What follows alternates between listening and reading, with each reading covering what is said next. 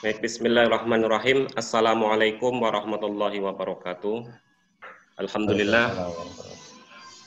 Wassalatu wassalamu ala asrofil anbiya al-mursalin wa ala alihi wa sahbihi ajma'in amma ba'd. Pada seluruh peserta acara IWSU SDIT Bias Asalam Kota Tegal, alhamdulillah pada hari ini kita mengadakan acara IWSU walaupun melalui virtual, yaitu dalam pembahasan peran serta orang tua dalam pendampingan BDR yang insya Allah akan disampaikan oleh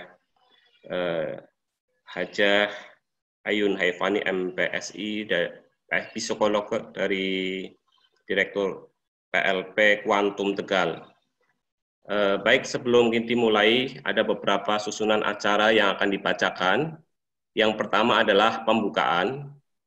Yang kedua nanti pembacaan ayat suci Al-Quran yang insya Allah akan dibacakan oleh Ananda Fatimah dari kelas 3 Tolha.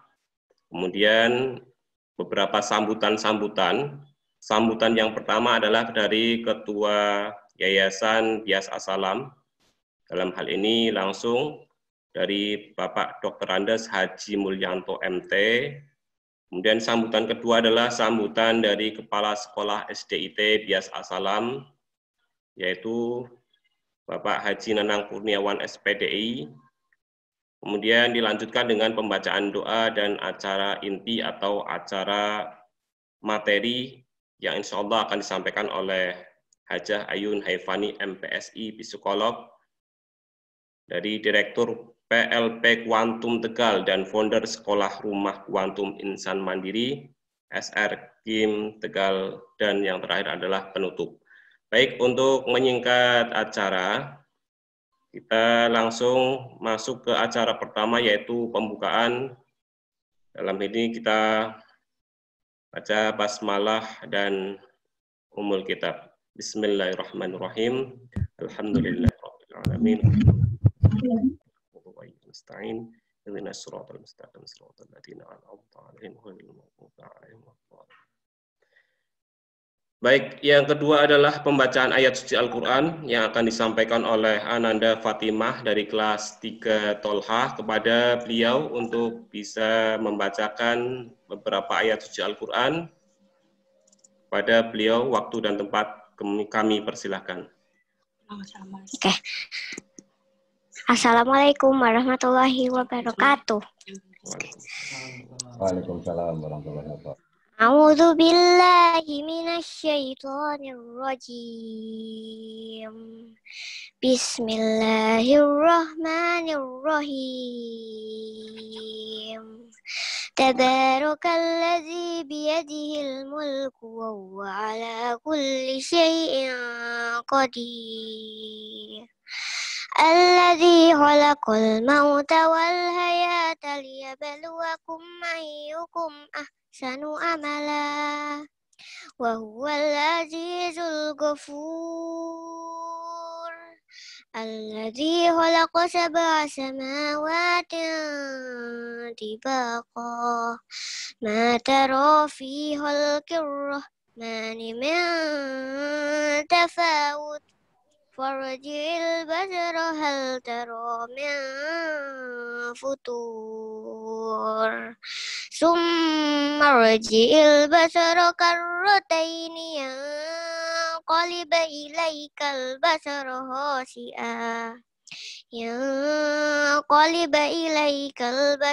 khasi'a wa huwa hasir wa laqad zayyana as-samaa'a ad-dunya bimasabiha waja'alnaha rujuman lis-sayatin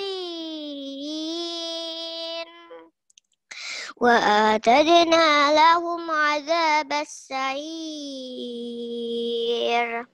walilladzina kafaru bi rabbihim 'adzabu jahannam wa bi'sal masir idza ulqu fiha سمعوا لها شهيقا وهي تفور تكاد تميز من الغيظ كلما ألقي فيها فوج سألهم وزنتها ألم يأتكم نذير قالوا بلى قد جاءنا نذير فكذبنا وقلنا ما نزل الله من شيء إن أنتم إلا في ضلال كبير وقالوا لو كنا نسمع أو ناكل ما كنا في أصحاب السعير فاعترفوا بذنبهم فسحقا لأصحاب السعير إن الذين يخشون ربهم بالغيب لهم مغفرة وأجر كبير وأسروا قولكم أو اجهروا به إنه عليم بذات الصدور ألا يعلم من خلق وهو اللطيف الخبير هو الذي جعل لكم الأرض ذلولا فامشوا في مناكبها وكلوا من رزقه وإليه النشور أأمنتم من في السماء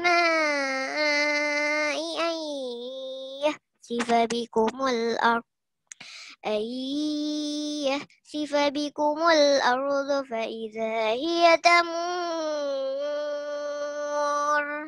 أم أمنتم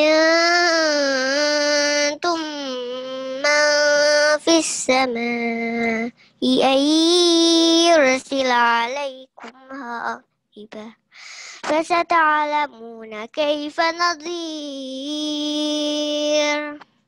ولقد كذب الذين من قبلهم فكيف كان نكير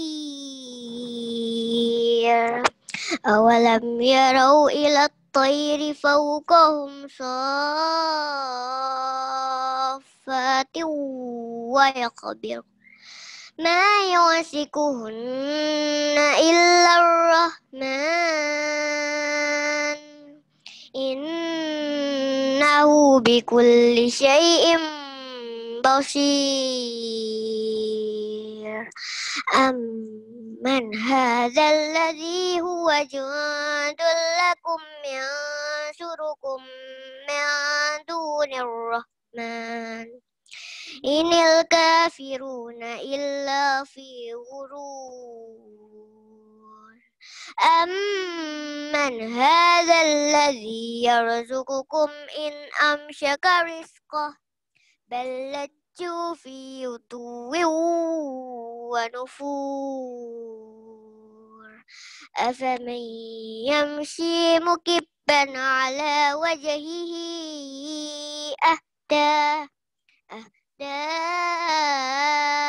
أمن يمشي سويا على صراط مستقيم قل هو الذي أنشأكم وجعل لكم السمع والأبصار والأفئدة قليلا ما تشكرون قل هو والذي ذرأكم في الأرض وإليه تحشرون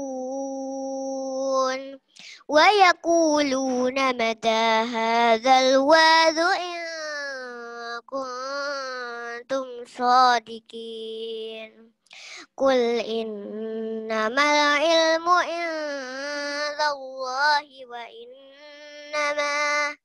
وإنما أنا نذير مبين فلما رأوا زلفة سيئت وجوه الذين كفروا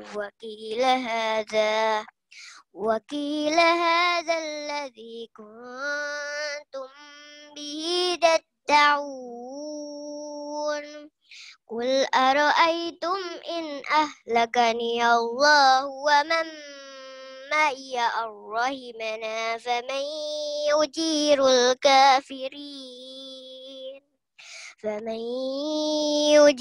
الكافرين من عذاب عليم قل هو الرحمن آمنا به وعليه توكلنا فستعلمون من هو في ضلال مبين قل أرأيتم إن أصبح ماؤكم غورا فمن يأتيكم بماء معين Sadaqallahul azim. Wassalamualaikum warahmatullahi wabarakatuh. Waalaikumsalam warahmatullahi wabarakatuh. Jazakumullah khairan katsiran atas bacaan ayat suci Al-Quran. Semoga yang dengar bacakan mendapatkan pahala dari Allah Subhanahu wa Ta'ala.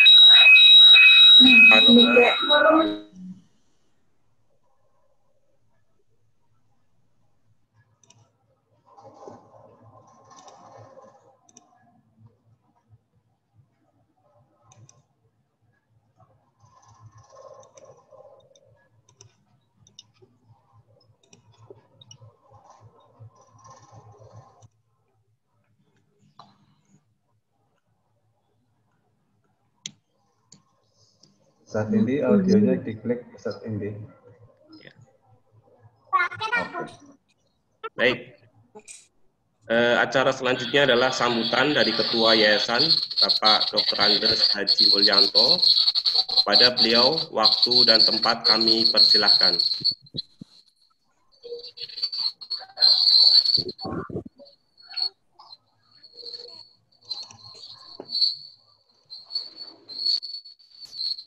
Mohon maaf Pak Mul, untuk audionya bisa dibuka.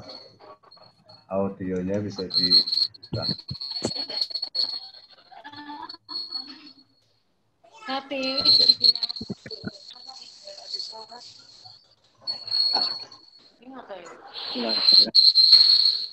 Assalamualaikum warahmatullahi wabarakatuh. Waalaikumsalam warahmatullahi wabarakatuh. Alhamdulillahirabbil alamin. Wassalatu wassalamu ala asrofil anbiya wal mursalin wa ala alihi wa sahbihi ajmain.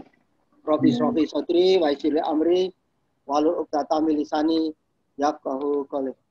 Kepada Bapak Ibu wali santri Yayasan Salam yang dimuliakan Allah, kita bersyukur pada pagi hari ini kita semua bisa bergabung dalam acara Ikatan Wali Santri dan Ustadzah yang kita selenggarakan pertama kali dalam sejarah BIAS melalui online. Alhamdulillah Allah perkenankan sudah hadir sekitar 92 peserta ya.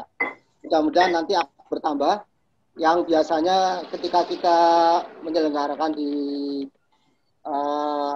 di sekolah jumlah kedaria tidak sampai seperti itu. Kita bersyukur kepada Allah. Kemudian kami juga ucapkan terima kasih kepada Kepala Sekolah SDIT beserta para ustadzahnya yang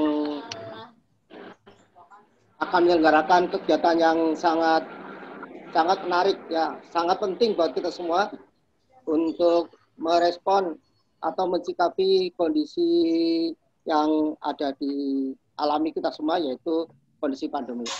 Mudah-mudahan kondisi pandemi COVID ini tidak membuat kita lemah, tapi kita tetap semangat.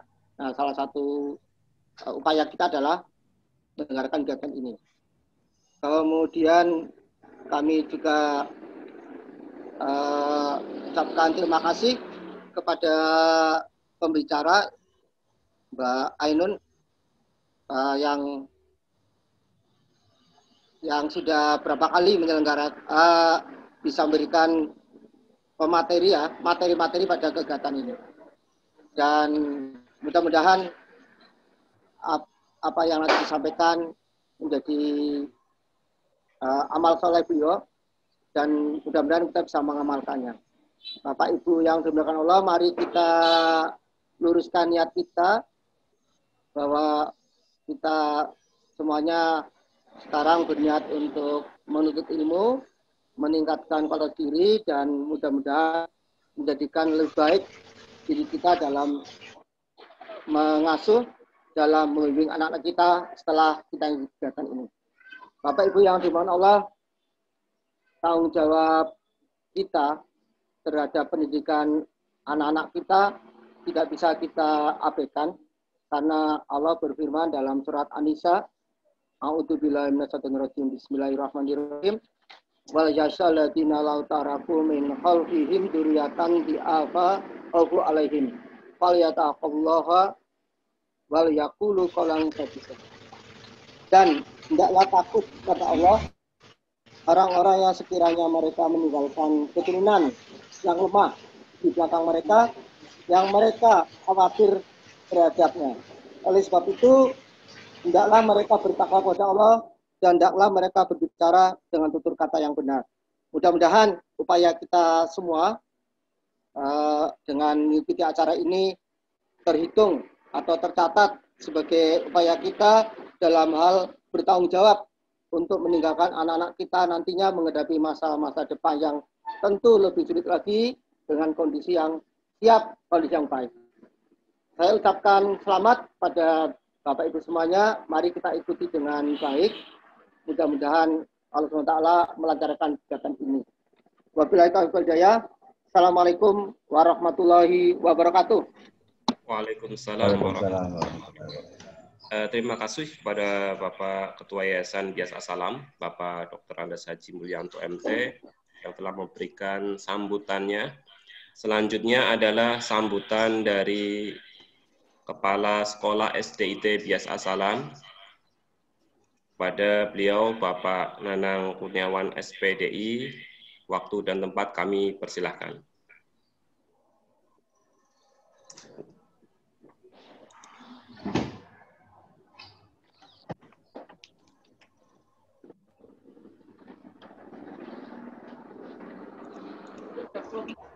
Ya.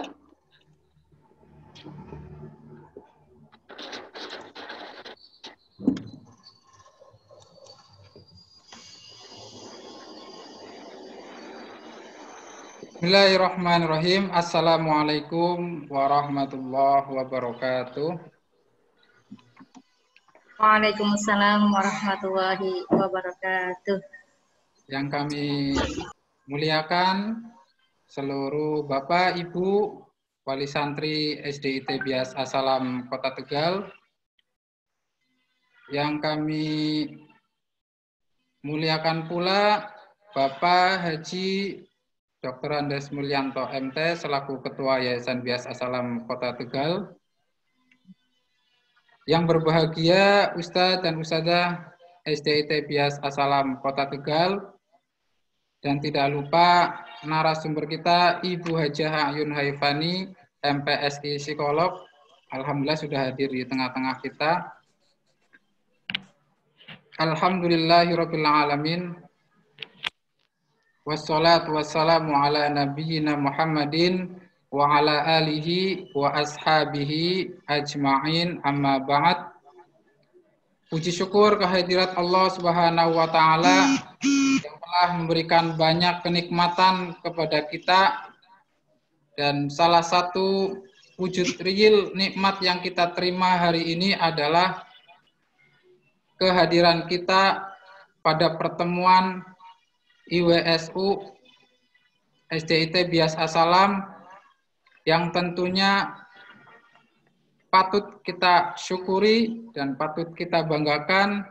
Ini sebagai media komunikasi bersama antara orang tua dengan pihak sekolah. Oleh karena itu, saya mengajak khususnya diri saya pribadi untuk senantiasa meningkatkan syukur kita kehadirat Allah Subhanahu wa taala, berharap akan mendapat banyak nikmat, banyak kemudahan, dan banyak keridhaan dari Allah yang bisa kita peroleh.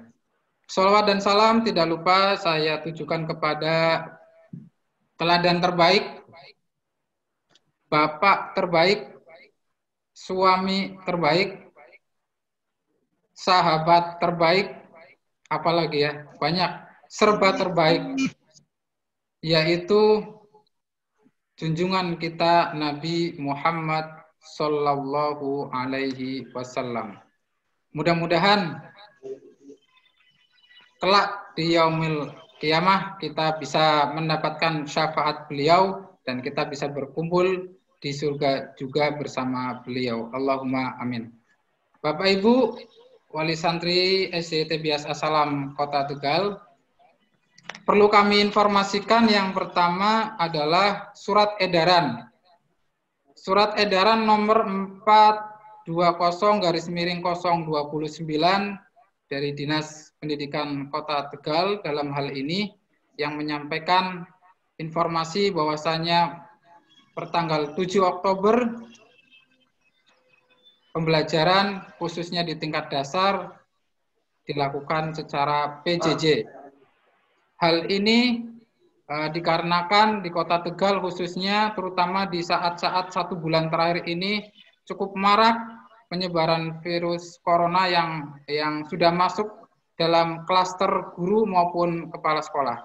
Dan kami perlu informasikan bahwasanya alhamdulillah saat ini kondisi Ustadz dan Ustadzah SDIT Bias Asalam dalam kondisi sehat dan dalam kondisi tidak dinyatakan positif terkait dengan corona. Dan itu juga sebuah kesyukuran bersama. Yang berikutnya yang perlu kami informasikan kembali adalah bahwasanya PJJ saat ini tentunya banyak kendala, baik yang dihadapi oleh guru, oleh orang tua, bahkan oleh anak-anak sendiri. Misal, guru juga punya permasalahan bagaimana mengelola PJJ supaya tetap menarik, supaya anak-anak tetap semangat, dan lain sebagainya. Orang tua pun sama. Mungkin tidak semua dari kita selaku orang tua bisa mendampingi penuh pada saat anak-anak kita belajar. Mungkin ada tanggung jawab lainnya, baik itu urusan kerja, urusan rumah, dan lain sebagainya. Bahkan siswa pun bisa mengalami kendala-kendala, diantaranya bisa jadi sulit, merasa kesulitan dalam konsentrasi, belajar di rumah, atau merasa beratnya penugasan soal-soal yang dikirimkan oleh ustadz-ustadzah dalam hal ini. Ada juga rasa jenuh, ada juga merasa bosan akibat tidak keluar dari rumah atau jarang keluar dari rumah, yang harus berdiam diri di rumah dan lain sebagainya. Nah, permasalahan ini harapannya dengan nanti kita mengikuti kegiatan IWSU ini sedikit banyak bisa membantu kita selaku pihak sekolah, bisa membantu orang tua selaku pendamping yang pada saat di rumah, juga bisa membantu anak-anak bagaimana tetap semangat dan bisa optimal belajar di rumah bersama ayah bundanya. Yang terakhir yang ingin kami sampaikan adalah ucapan terima kasih kepada semua pihak yang telah ikut mensukseskan kegiatan IWSU ini yang tidak bisa kami sebutkan satu persatu. Dan dalam hal ini, insya Allah kita bisa menggunakan fasilitas Zoom ini tanpa batas ya. Alhamdulillah kita sudah daftarkan menjadi pro dan kita bisa manfaatkan untuk media komunikasi kita dengan orang tua maupun dengan anak-anak. Begitu.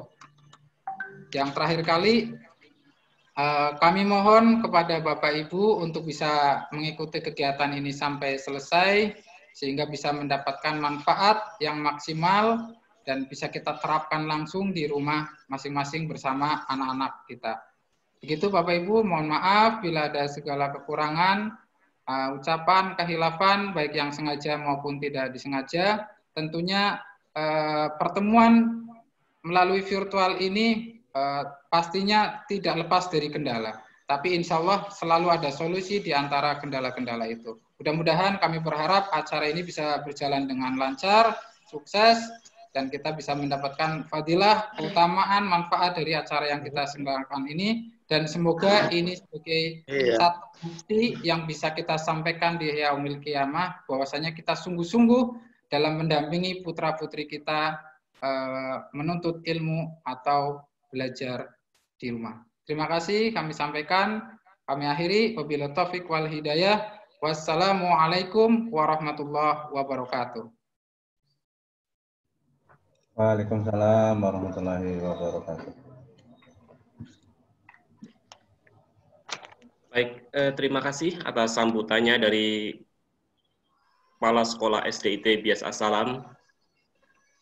Yang selanjutnya adalah pembacaan doa pada beliau Ustadz Haji Zaki Mubarak LC untuk bisa memimpin doa.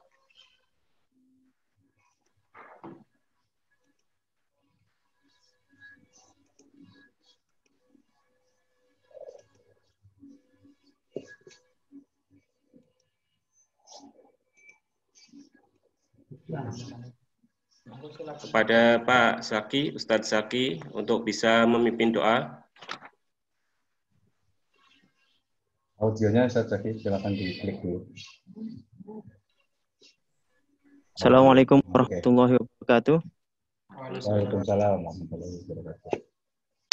Mari bersama-sama kita berdoa. Kita awali dengan baca Al-Fatihah. A'udzu billahi minasyaitonir rajim. Bismillahirrahmanirrahim. Alhamdulillahirabbil alamin. Ar-Rahmanir-Rahim, Maliki yaumiddin. Iyyaka na'budu wa iyyaka nasta'in. Ihdinas siratal mustaqim. Siratal ladzina an'amta 'alaihim ghairil maghdubi 'alaihim waladdallin. A'udzu billahi minasyaitonir rajim. Bismillahirrahmanirrahim. Alhamdulillahirabbil alamin. Hamdan syakirin, hamdan na'imin, hamdan yuwafi ni'amahu wa yukafi mazidah. Ya Rabbana lakal hamdu kama yanbaghi li jalali wajhikal karim wa 'azimi sultanik. Allahumma salli ala Sayyidina Muhammad salatan tunjina biha min jamil ahwali wal afat wa taqdi lana biha jami'il hajat wa tutahhiruna biha min jami'is sayyi'at wa tarfa'una biha 'indaka 'ala ad-darajat wa tuballighuna biha aqsal ghayat min jami'il khairati fil hayati wa ba'dal mamat. Allahumma alif baina qulubina wa aslih dhata bainina wahdina subulas salam wa najjina min adh-dhulumati ilan nur wa jannibna al-fawahisha ma dhahara minha wa ma batan wa barik lana fi asma'ina wa absarina wa qulubina wa azwajina wa dhurriyyatina wa tub 'alaina innaka antat tawwabur rahim. Aslih lana dinana alladhi huwa ismatu amrina wa aslih lana dunyana allati fiha ma'ashuna wa aslih lana akhiratana allati ilaiha ma'aduna waj'al hayata ziyadatan lana fi kulli khair waj'al al-mauta rahatan lana min kulli syarr. Allahumma inna nas'aluka imanan da'iman wa yaqinan shadiqan wa qalban khashi'an wa lisanan dhakiran syakiran mukhlisan wa ilman nafi'an wa amalan salihan wa du'aan maqbulan wa nas'aluka dawaman najah min kulli bariyah wa nas'aluka dawamal afiyah wa nas'aluka tamamal afiyah wa nas'aluka syukra 'alal afiyah wa nas'aluka al-ghina 'anil nas ya rabbal alamin ya muqallibal qulub tsabbit qulubana 'ala dinik. Allahumma ij'alna wa auladana wa dhurriyyatina min ahli al-'ilmi wa ahli al-khair wa la taj'alna min ahli asy-syarri wa ahli al-dhayr واجعلنا من عبادك الصالحين ربنا هب لنا من أزواجنا وذرياتنا قرة أعين واجعلنا للمتقين إماما ربنا واجعلنا مسلمين لك ومن ذريتنا أمة مسلمة لك وارنا مناسكنا وتب علينا إنك أنت التواب الرحيم ربنا وآتنا ما وعدتنا على رسلك ولا تخزنا يوم القيامة إنك لا تخلف الميعاد ربنا آتنا في الدنيا حسنة وفي الآخرة حسنة وقنا عذاب النار وصلى الله على سيدنا محمد وعلى آله وصحبه وبارك وسلم سبحانك ربك رب العزة عما يصفون وسلام على المرسلين والحمد لله رب العالمين. Assalamualaikum warahmatullahi wabarakatuh. Waalaikumsalam warahmatullahi wabarakatuh. Baik, seluruh peserta pertemuan IWSU virtual Zoom meeting, alhamdulillah kita memasuki acara inti yaitu penyampaian materi yang insya Allah akan disampaikan oleh Hajah Ayun Haifani MPSI, psikolog, yaitu dari Direktur PLP Kuantum Tegal atau founder Sekolah Rumah Kuantum Insan Mandiri Tegal. Kepada beliau akan menyampaikan tema peran serta orang tua dalam mengoptimalkan BDR atau belajar dari rumah di masa pandemi. Kepada Hajah Ayun Haifani MPSI psikolog, waktu dan tempat kami persilahkan.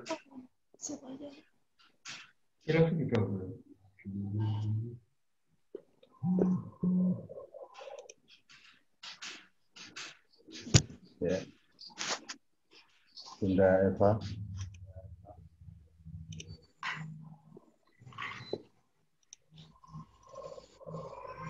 Silakan kepada Ibu Hajah Ayun Haifani MPSI.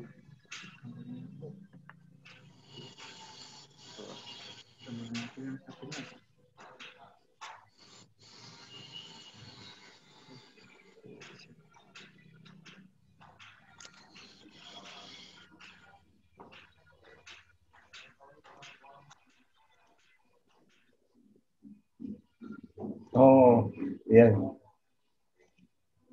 Tadi keluar ini baru mau masuk, baru saya oke. Ya. Oke, mohon bersabar. Masalah teknis ya, sebentar ya. Ini baru masuk. Ustadz-ustadzah serta wali santri yang dirahmati Allah Subhanahu wa taala, nanti dalam pertanyaan nanti bisa melalui chat ya. Chatting di ini. Kemudian nanti dibacakan dari kami sehingga tidak mengganggu jalannya acara. Kepada Ibu Hajah Ayun Haifani MPSI psikolog, sudah masuk? Sudah, tapi belum kelihatan videonya, lagi tak cari. Bentar. Oh iya, udah.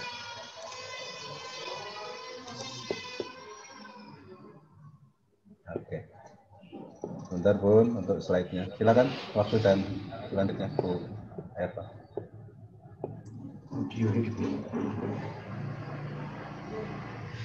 Audionya, oke, sudah.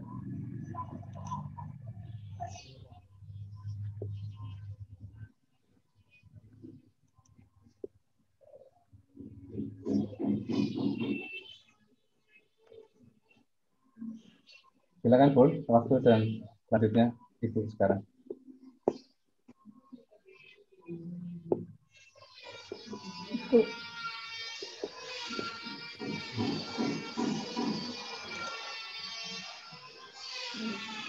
Terima kasih.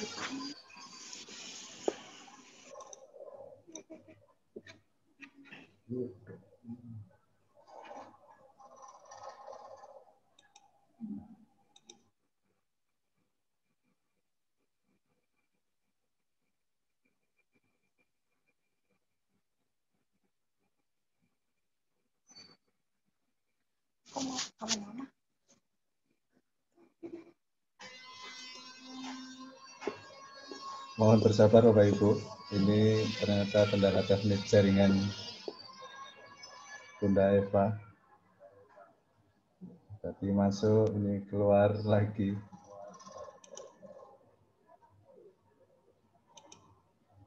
Mohon bersabar. Waalaikumsalam warahmatullahi wabarakatuh. Silakan Bunda. Ustazah, Ustaz, ya, aduh, Ya, minta ya. maaf sekali. Baik, Bismillahirrahmanirrahim. Sebelum saya mulai, tes suara dulu, apa bisa diterima dengan baik? Ustadz, Ustazah, Bapak dan Ibu? Kedengaran, Bu? Kedengaran. Bisa diterima dengan baik? Bisa. Alhamdulillah bisa mendengar, Bu. Suaranya? Bisa, Bu. Ya? Baik. Baik. Alhamdulillah. Bismillahirrahmanirrahim. Assalamualaikum warahmatullahi wabarakatuh. Waalaikumsalam warahmatullahi wabarakatuh. Puji syukur kehadirat Allah Subhanahu wa Ta'ala yang masih sangat sayang kepada kita masih diberikan kesempatan walaupun dengan keterbatasan ya Bapak Ibu ya. Jadi kalau selama ini kita bisa bertemu, bertatap muka langsung, bisa saling melihat begitu ya, melihat secara langsung, tapi saat ini kita menggunakan online untuk bisa sharing terkait dengan pendidikan anak-anak kita. Bapak dan Ibu, saya berbahagia sekali bisa hadir di sini dan sebelumnya tentu saya memohon maaf jika nanti selama proses kita nanti bertatap muka secara online ini mungkin ada beberapa kendala. Nanti kita akan berikan tayangan slide-nya supaya memudahkan kita untuk berdiskusi. Baik, yang pertama-tama saya ingin mengucapkan terima kasih kepada Yayasan Bias Asalam, kemudian kepada Kepala Sekolah SDIT Bias Asalam yang telah mengundang saya untuk bisa hadir di sini sharing bersama Bapak Ibu. Baik, mohon maaf, host sudah siap untuk share slide kami? Siap, Bu, kami proses dulu. Sudah, nggih. Baik. Maaf, masih host disable participant screen sharing. Mungkin bisa ya. Oh iya. Oke. Sudah mulai tayang slide kita? Sudah, Bu. Sudah? Sudah mulai tayang? Sudah mulai tayang. Baik, oke. Bapak Ibu sekalian, oke, bisa saya lanjutkan, nggih? Ya, biar kita sama-sama lanjut ya. Oke, ya, Ibu dan Bapak, saat ini memang saat yang luar biasa sekali. Artinya kita berada pada situasi yang kita dulu nggak pernah berpikir bahwa akan menemui situasi pandemik ini. Ya kan Bapak Ibu, kita melihatnya hari dan hari, bulan dan bulan adalah hari-hari yang mungkin dalam tanda petik ya indah gitu nggih. Ya, bukan berarti kemudian hari ini tidak indah, tidak. Karena ini nanti akan kita diskusikan. Bahwa sesungguhnya hidup itu seperti ini Bapak Ibu. Kadang-kadang ada situasi di mana kita menjalani kehidupan secara normal dalam tanda petik, tapi ada situasi di mana kita harus beradaptasi dengan hal yang baru tersebut. Nah, termasuk juga hal yang baru ini adalah terkait dengan proses pembelajaran anak-anak kita. Nah, tapi hari ini saya tidak ingin sharing detail tentang apa itu belajar online dan sebagainya ya. Saya kira Bapak Ibu sudah sering browsing, baca-baca gitu ya. Tapi saya akan melihat sebenarnya apa sih yang sesungguhnya harus kita ajarkan kepada anak-anak kita, terutama yang the most important things. Itu ya. Baik. Oke. Slide yang kedua. Halo, bisa masuk slide yang kedua? Ya, Nah, bisa. ya. Sudah, Bu. Oh ya, baik. Ustadz, saya dibantu ya, Ustadz. Bisa dibantu nanti untuk slide tayangannya. Jadi ini Bapak Ibu hasil penelitian. Memang kalau kita mau jujur juga, memang tentu ada banyak sekali kekurangan gitu. Walaupun saya bilang juga ada kelebihannya belajar di rumah dengan sistem daring ini, gitu ya. Bahkan salah satu sumber penelitian Kementerian PPPA, gitu ya, di sini menyebutkan hasil penelitian ini, mereka menanyakan bagaimana persepsi anak tentang belajar di rumah, gitu ya. 58% anak punya perasaan tidak menyenangkan, gitu. Ini katanya 58%. Kemudian ada 38% anak menyatakan sekolah belum memiliki program yang baik dalam tanda petik di dalam menerapkan program belajar di rumah. Nah, kemudian ketika anak ditanya persepsi anak tentang di rumah aja gimana, gitu kan? Ternyata anak menganggap bahwa gerakan di rumah saja adalah hal yang sangat penting. Jadi di satu sisi mereka bisa memahami bahwa mereka memang harus stay at home, harus belajar di rumah karena situasi pandemi ini. Tapi di satu sisi ternyata ada persepsi belum siap dalam tanda petik gitu ya untuk bisa menerima proses pembelajaran di rumah. Nah, di sini juga disebutkan harapan anak tentang program belajar di rumah gitu ya, agar memang tidak banyak diberikan penugasan. Kemudian adanya komunikasi yang lebih intensif antara guru dan anak. Kemudian adanya penyediaan fasilitas internet serta perangkat yang lebih memfasilitasi gitu ya. Kemudian ya memang tugas-tugas ini karena kita sudah masuk bulan ke-7 ya, mungkin tugas-tugas yang terkait dengan COVID itu mungkin sudah kemarin-kemarin ya, tapi memang ini harusnya tetap berlanjut gitu karena kita tahu setiap saatnya selalu ada penemuan-penemuan baru terkait dengan COVID atau pandemik 19 ini. Taruhlah misalnya sekarang yang lagi update apa Bapak Ibu? Yang lagi update adalah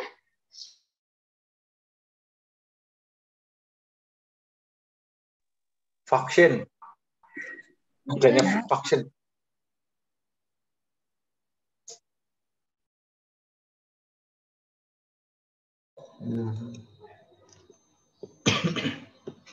Ini bagaimana untuk tahun ini? Nah, ini harapan anak-anak tentang program belajar di rumah. Kemudian bisa dibantu slide berikutnya, Ustadz?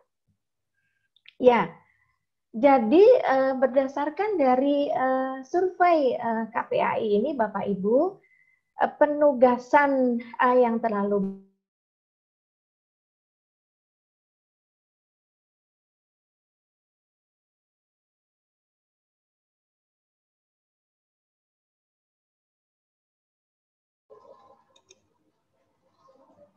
Bunda terputus.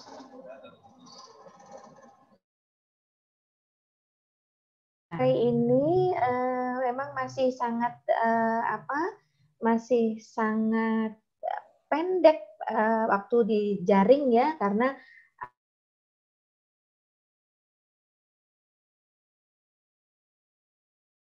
bersama. Oke, berikutnya Ustadz, slide berikutnya. Bapak Ibu, itu adalah salah satu tantangan kita, school from home atau belajar dari rumah. Nah, sementara itu Bapak Ibu, tantangan anak-anak kita di saat pandemi ini ternyata luar biasa. 7 bulan sudah berlangsung ya, Maret, April, Mei, Juni, Juli, Agustus, September, Oktober. Malah sudah mulai masuk bulan ke-8. Kita mengikuti terus update berita, terutama kalau saya terkait dengan bidang psikologi, maka tinjauannya juga masalah psikologi. Yaitu yang pertama, Bapak Ibu, mulai banyak ditemukannya kasus kekerasan pada anak. Gitu. Jadi kira-kira kasus kekerasan itu kan bermacam-macam.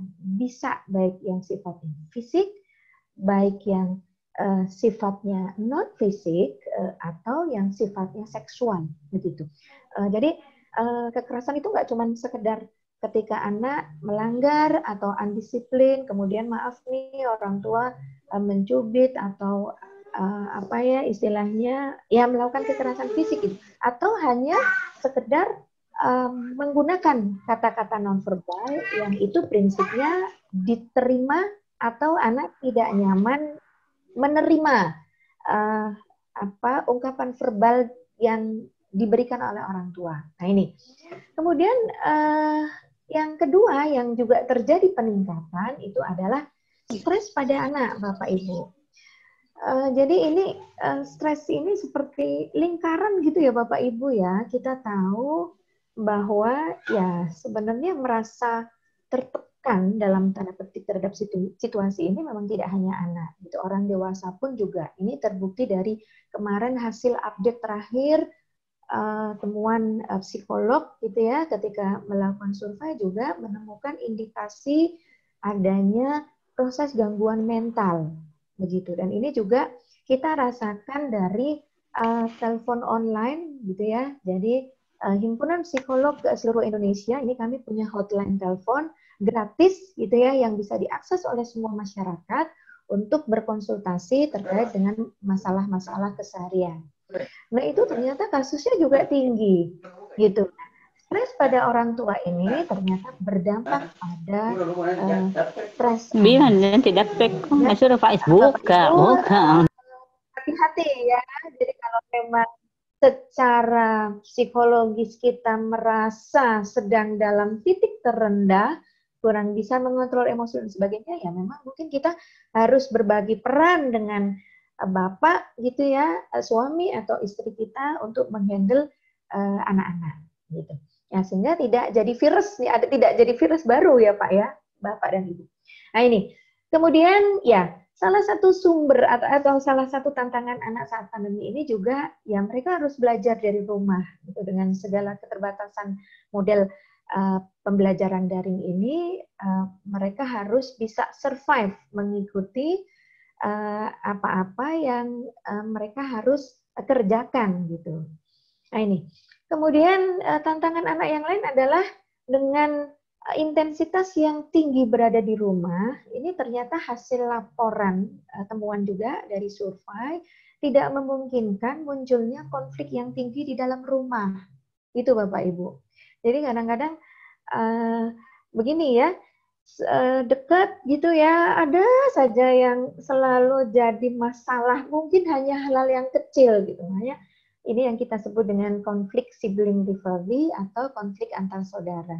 Nah ini menjadi tantangan orang tua juga untuk bisa menghandle supaya kondisi rumah juga stabil begitu. Nah kemudian problem yang lain gitu.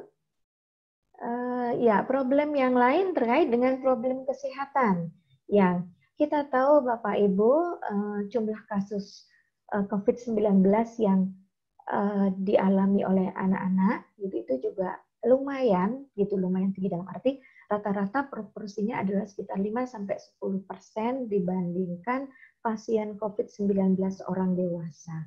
Nah tentu ini harus jadi awareness kita semua bahwa kondisi di luar itu ya real masih ada virus gitu, sehingga anak-anak juga harus kita latih tentang protokol COVID gitu ya, bagaimana menggunakan masker, bagaimana physical distancing, bagaimana avoid crowds, menghindari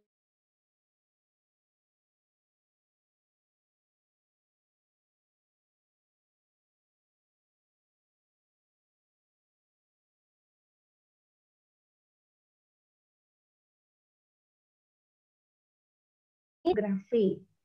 Jadi ada peningkatan kasus addiction, internet addiction, game addiction, ataupun pornografi addiction. Dan yang terakhir yang juga menjadi tantangan anak selama pandemi itu adalah konflik di dalam keluarga. Ini yang saya sampaikan tadi, semakin tinggi intensitas di dalam rumah, ini kadang-kadang kalau dalam keluarga itu tidak bisa memanage dengan baik, yang ada ya bukan keluarga semakin dekat, semakin kompak, tapi bisa juga kemudian ada konflik. Hal ini dibuktikan Bapak Ibu dari hasil survei gitu ya. Angka perceraian itu justru juga semakin meningkat, terutama di beberapa daerah begitu. Nah ini harus menjadi perhatian kita bersama. Baik, nah ini luar biasa ya Bapak.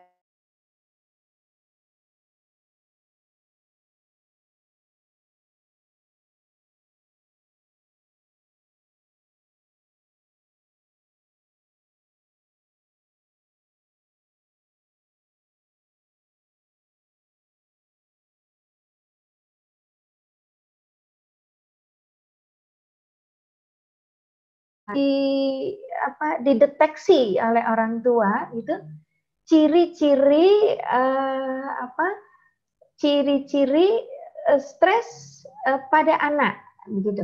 Nah, ciri-ciri stres pada anak ini apa saja gitu. Bisa saja yang jelas yang harus menjadi kewaspadaan orang tua itu adanya perubahan sikap yang sangat berbeda gitu. Jadi misalnya tadinya anak ini aktif tiba-tiba menjadi pasif. Anak ini anak yang ceria tiba-tiba menjadi pemurung. Anak ini anak yang manis dalam tanda petik gitu ya Bapak Ibu, tiba-tiba menjadi anak yang pemberontak. Ini secara perilaku. Nah, kemudian bisa juga muncul yang disebut dengan perilaku regresif. Jadi ada semacam kemunduran. Misalnya dulu yang maaf nih tidak pernah sudah bebas dari ngompol gitu ya Bapak Ibu ya, atau basah basah di malam hari ataupun di siang hari tiba-tiba ada perilaku atau muncul perilaku mengompol, perilaku menggigit jari, atau mungkin perilaku regresif lainnya menunjukkan adanya kemunduran. Nah ini, kemudian muncul juga adanya gangguan pola makan ataupun pola tidur. Nah, ini pola tidur ini yang saya ingin soroti karena beberapa ada laporan karena anak-anak itu kan mereka jadi kayak semacam siang dan malam itu seperti hari yang sama gitu. Nah ini hari yang sama itu ada yang mereka di siang hari bisa tidur lebih lama sementara malam justru melek atau begadang. Nah ini juga harus jadi perhatian orang tua. Termasuk juga munculnya keluhan-keluhan yang disebut dengan keluhan-keluhan somatik. Jadi biasanya anak tidak sering mengeluh adanya sakit perut, mules gitu ya. Ini biasanya memang banyak sekali yang mengarah ke seperti gangguan MAH gitu ya ciri-cirinya. Kemudian ada juga yang tiba-tiba muntah gitu ya, tiba-tiba sering muntah atau kemudian bahkan muncul begitu ya, ada ditemukan muncul semacam keluhan COVID. Gitu. Ini juga harus diperhatikan gitu karena ternyata ada beberapa studi Bapak Ibu temuan. Jadi kecemasan terhadap munculnya atau tertularnya COVID-19 itu kemudian seperti memunculkan gejala fisik gitu. Padahal ya itu adalah akibat dari kondisi psikologis yang tidak nyaman sehingga apa yang membuat dia takut itu betul-betul muncul gitu. Ini juga harus jadi awareness Bapak Ibu semua gitu ya, bahwa dalam situasi seperti ini berarti kita baik. Oke, next berikutnya Ustadz. Nah ini tadi ciri-ciri stres yang mungkin bisa dialami oleh anak-anak kita. Nah, kemudian kalau sumber stresornya tadi sudah sedikit kita bahas, bisa jadi memang nyun sewu, bisa jadi dari pola asuh kita, begitu ya. Kemudian ya tadi bisa juga karena tuntutan dari sekolah. Kemudian kita tahu ya saat ini anak-anak kita kan physical distancing, di mana kultur Indonesia, kultur budaya kita ini kan kultur komunitas, kultur yang erat sekali dengan silaturahmi, erat sekali dengan ketemu anak-anak, juga dekat sekali dengan teman-teman dan lingkungan. Jadi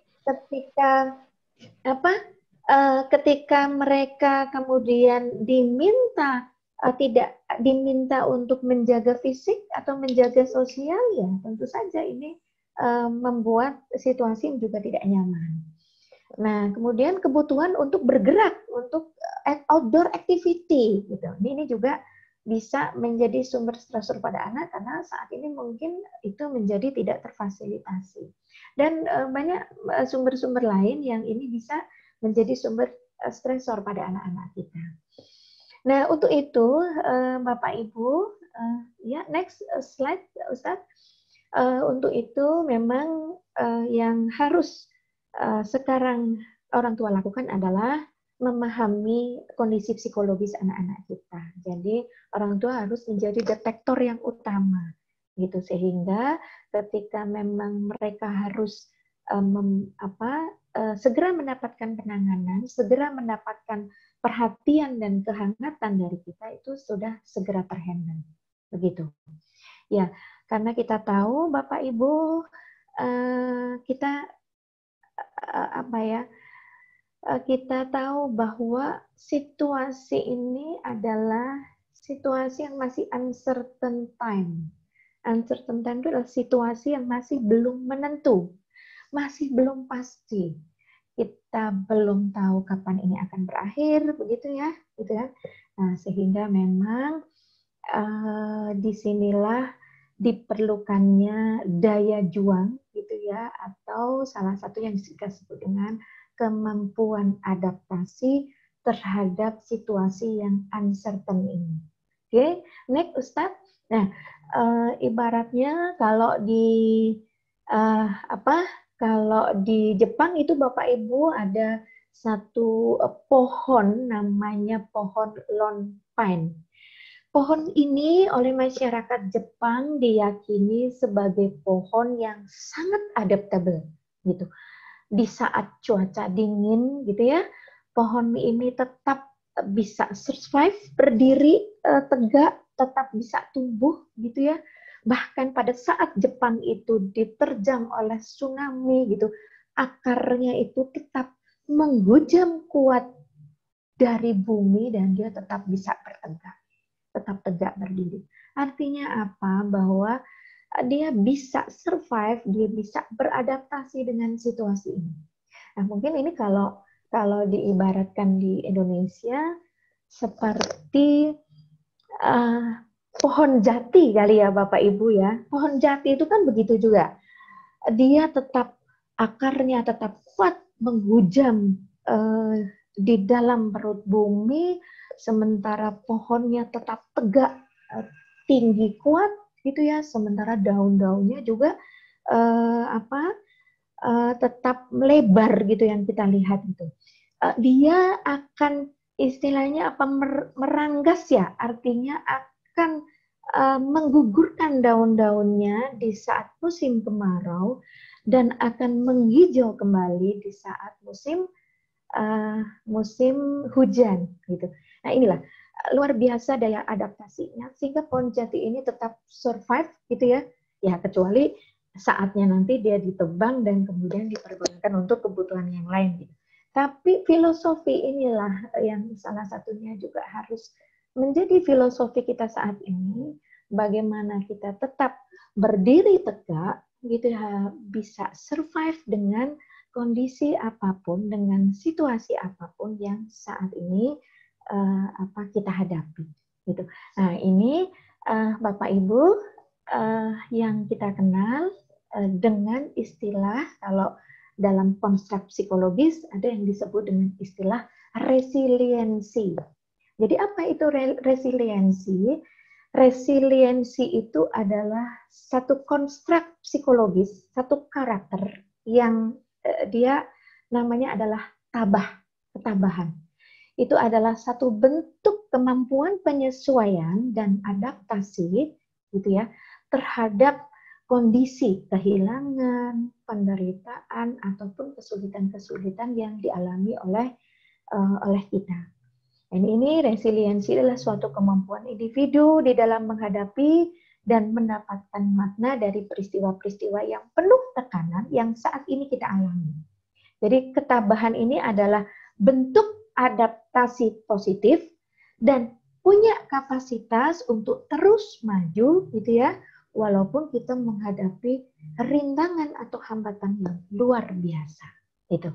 Nah, ya karakternya seperti apa Bapak Ibu gitu? Biasanya karakter orang-orang yang memiliki resiliensi tinggi, ya next Ustadz, itu adalah orang-orang yang memang mempunyai sikap fleksibilitas, gitu.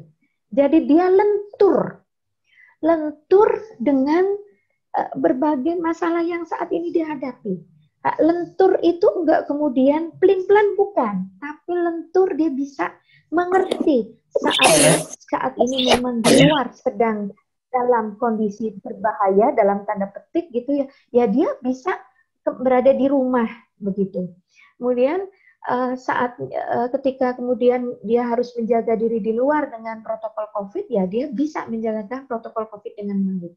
Saatnya, mohon maaf ini, kita tahu Bapak Ibu dampak pandemi ini kan luar biasa ya, hampir di semua sektor kehidupan, baik itu ekonomi, baik itu pendidikan, baik itu kesehatan, semua aspek kehidupan. Dan terjadi tidak hanya di lingkungan kita, tapi ini adalah global. Gitu. Jadi kita mau pergi ke negara manapun sama, mereka mengalami yang sama. Dan dilaporkan saat ini Indonesia berada dalam situasi resesi ekonomi. Jadi kalau mau bilang kondisi ekonomi saat ini memang berbeda, ya semua mengalaminya. Begitu, semua mengalaminya. Nah ini, nah orang-orang yang bisa melihat kemalangan ini atau kondisi yang worst atau buruk ini menjadi satu kondisi, sesuatu yang menantang dia, atau bahkan melihat kemalangan ini menjadi sebuah keberuntungan, artinya menjadi peluang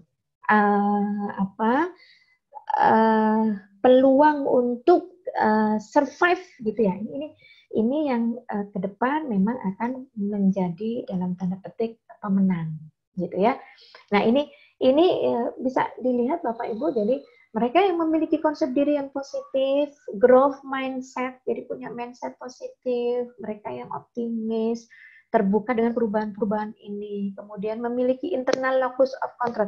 Locus of control itu bagaimana dia melihat bahwa penyebab dari situasi buruk itu kombinasi antara memang mungkin bisa saja dari diri kita, tapi bisa juga dari pihak luar. Dia bisa melihatnya secara objektif. Kemudian memiliki keterampilan problem solving, punya kompetensi sosial yang baik, dan yang terakhir ini adalah memiliki rasa humor. Nah ini Ibu Bapak gitu, karakter ketabahan gitu ya, ketabahan dan resiliensi yang tentunya sangat penting sekali kita tanamkan pada anak-anak kita gitu, agar mereka bisa survive dan bisa menjadi winner dalam kondisi pandemik ini. Nah, sehingga kalau kita bicara tentang hakikat belajar gitu nggih, yang namanya belajar sekarang belajar dari rumah. Nah, ini sebenarnya tidak hanya terbatas nyun sewu belajar mengerjakan tugas-tugas dari sekolah gitu, bahwa yang namanya belajar itu sebetulnya lingkup yang sangat luas sekali. Dan kesempatan di rumah ini adalah kesempatan yang besar bagi Bapak Ibu, terutama nanti untuk menanamkan nilai-nilai tersebut gitu. Ini yang dalam bahasa pendeknya yang kita sebut dengan life skill. Baik, oke Ustadz, bisa next lagi slide-nya?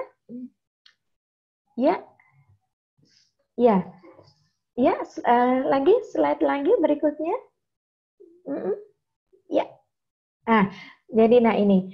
Jadi life skill. Jadi kalau sudah bicara tentang life skill, maka ini bagaimana kita mentransfer. Itu tadi kan namanya belajar itu kan intinya perubahan perilaku. Bagaimana merubah perilaku anak-anak kita. Tidak hanya dari dimensi kognitif gitu ya, tapi juga dimensi psikologis atau dimensi-dimensi yang lainnya. Oke, bisa next slide, Ustadz.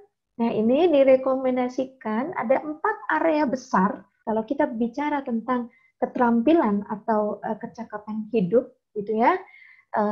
Targeting life skill itu ada 4 area besar yang disebut dengan heart atau hati atau afeksi, gitu ya. Kemudian hands atau itu merupakan keterampilan tangan, gitu ya. Kemudian ada health, ini kaitannya dengan kesehatan dan sekarang ini sangat penting sekali, gitu ya. Jadi salah satu keterampilan hidup kita bisa survive adalah karena kita care dengan kesehatan kita. Dan kemudian yang terakhir terkait dengan kemampuan kognitif, gitu. Jadi kalau life skill ada 4 area tersebut, yaitu 1 heart, hati, hands, keterampilan tangan, health, kesehatan, dan head itu atau terjemahannya maksudnya isi kepala itu kaitannya dengan kognitif gitu ya Bapak Ibu ya. Itu.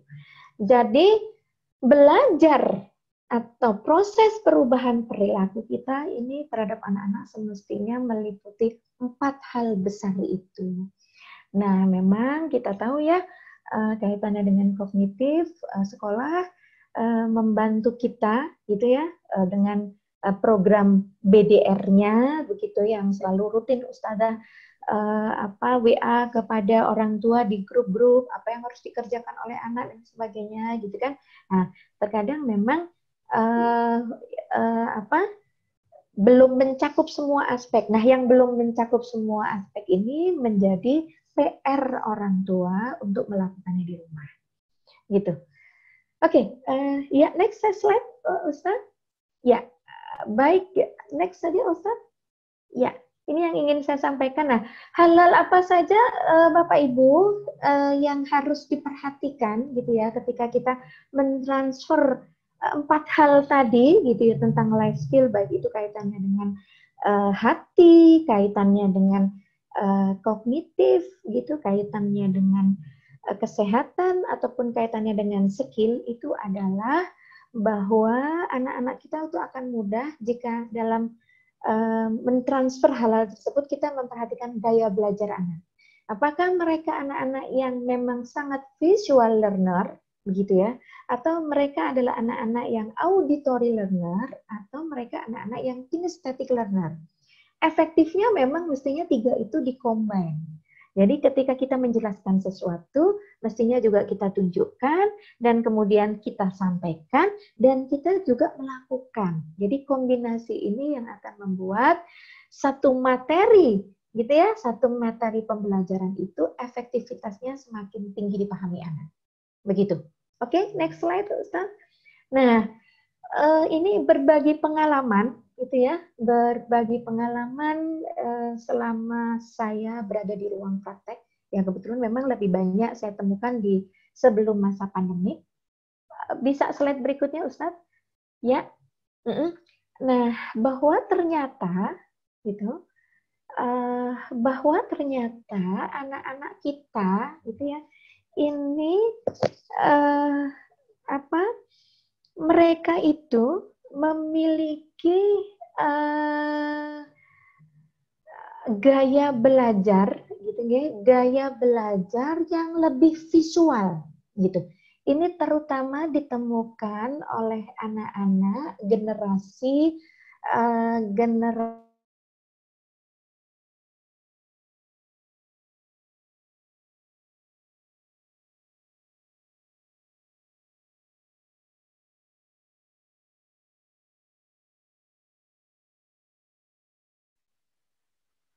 saja udah kenal gadget gitu, walaupun mereka nggak bisa melihat, tapi sudah bisa mendengar, bisa merasakan.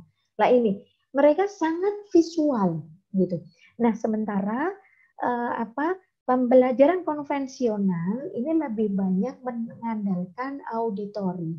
Nah, sehingga banyak ditemukan kasus-kasus anak-anak yang sebetulnya secara potensi IQ, mereka punya IQ tinggi, rata-rata sampai di atas rata-rata, tapi kemampuan aktualnya di kelas itu tidak lebih dari anak-anak yang secara potensi IQ-nya seperti rata-rata atau di bawah rata-rata. Nah, ini kan sangat disayangkan sekali gitu, karena seharusnya anak-anak ini punya peluang untuk memiliki prestasi akademik yang lebih baik, tapi karena tidak terfasilitasi oleh metode atau model belajar yang sesuai dengan gaya belajar mereka, maka potensi ini mati. Saya contohkan ini Bapak Ibu. Temuan kasus tentang anak-anak yang mengalami disleksia, gitu ya. Jadi mereka yang punya gangguan kesulitan belajar spesifik dalam hal ini membaca itu semakin banyak, gitu. Dan kita tahu anak-anak disleksia itu adalah anak-anak yang sangat visual learner. Jadi anak-anak ini lebih bisa melihat gambar, lebih bisa melihat image, picture dibandingkan teks. Itulah mengapa ketika mereka di dalam kelas mereka menjadi kesulitan. Mereka lambat menerima materi atau memahami materi karena mereka harus menerjemahkan teks itu dalam bahasa gambar dulu, gitu ya. Baru mereka bisa memahami isi teks tersebut. Nah, ini juga akan menyulitkan gitu, salah satunya jika guru nyun sewu nih ya, jika guru di dalam pembelajaran daring pun juga banyak memberikan materi melalui teks, karena anak-anak visual learner itu lihat teks itu ngantuk Bapak Ibu, lihat teks itu pusing gitu, karena dia harus menerjemahkan teks ini gitu ya, tulisan ini dalam bentuk gambar dulu gitu ya. Dia harus menerjemahkan dalam gambar, baru dia bisa mengerti apa isi teks ini. Nah, ini kan berbeda dengan anak-anak yang memang auditori. Kalau anak-anak auditori ini seringkali memang lebih peka, gitu. Apalagi teks kemudian dia dibacakan, itu efektivitasnya memang lebih besar dibandingkan mereka yang visual learner. Nah, ini mungkin juga harus jadi perhatian buat Bu Guru, buat Pak Guru gitu, atau siapapun pendidik yang berada di rumah ketika menjalankan program online. Memang kalau bisa mengkombinasikan semuanya. Jadi anak-anak juga bisa membaca, tapi anak-anak juga bisa melihat, bahkan anak-anak juga harus melakukan begitu. Nah, ini tantangan ya, karena tentu untuk mendesain stimulasi seperti ini juga tidak mudah.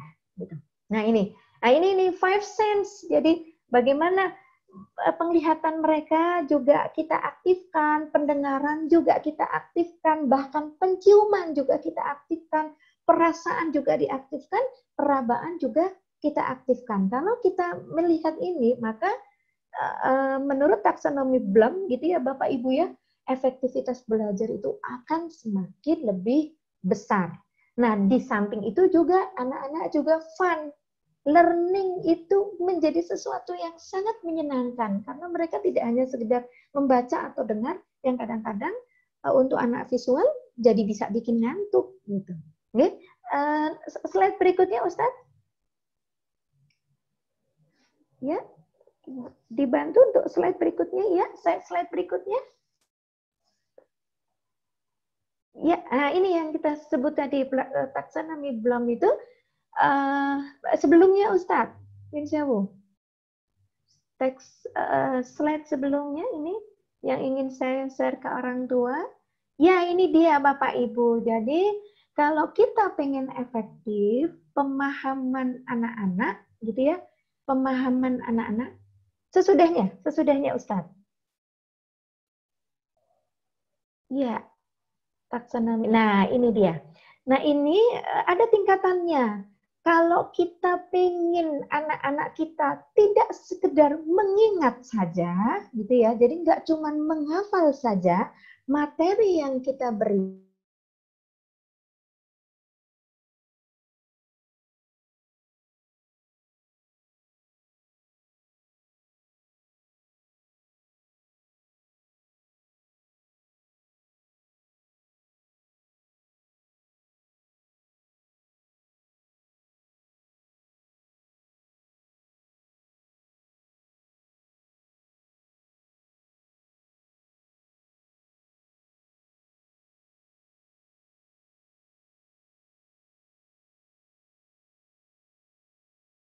Hilang.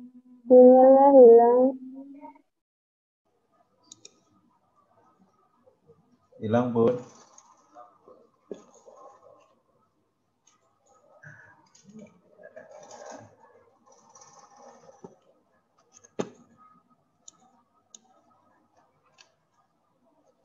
Ya, mohon maaf Bapak Ibu, sebentar lagi. Ya, jadi ini ya, baik, next terakhir, slide terakhir, Ustadz. Ya, jadi tadi kalau di atas saya bilang bagaimana cara asik belajar di rumah, gitu ya.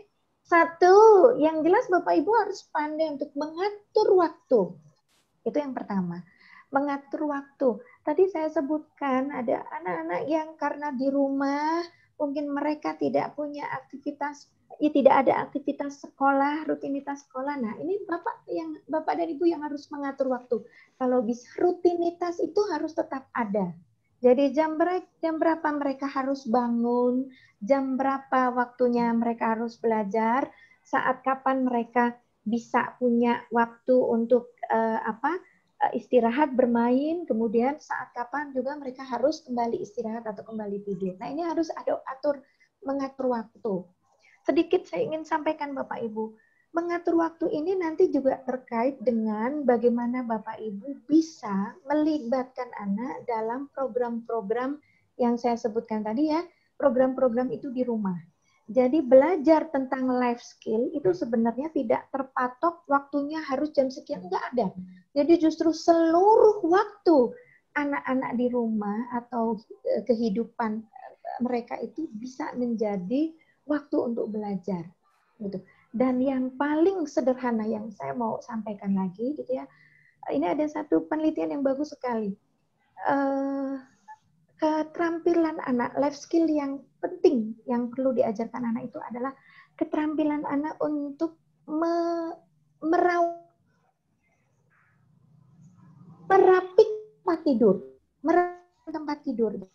Saya baca dari beberapa literatur di luar, gitu ya. Ini belajar dari salah satu karakter yang terbangun pada seorang marinir atau tentara di Amerika. Tentara di Amerika itu mereka menjadi tentara yang tangguh, gitu ya. Itu dimulai dari bagaimana mereka mengatur tempat tidurnya. Bahkan tempat tidur itu ada SOP-nya begitu.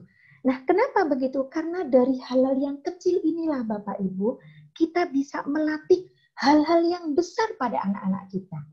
Begitu. Jadi dari disiplin mereka bangun, kemudian mereka merapikan bantal, melipat selimut, dan memastikan bahwa kamar itu bersih atau rapi dalam tanda petik ya, sesuai dengan kemampuan anak sebelum mereka melakukan morning aktivitas yang lain. Gitu. Ini yang saya ingin share gitu ya. Jadi terkait dengan atur waktu itu nanti Bapak Ibu punya semacam aktivitas rutinitas yang harus dilakukan anak dan ini menjadi kesepakatan bersama. Nah, kemudian cara asik yang kedua, S gitu ya Pak ya, yaitu sinergi.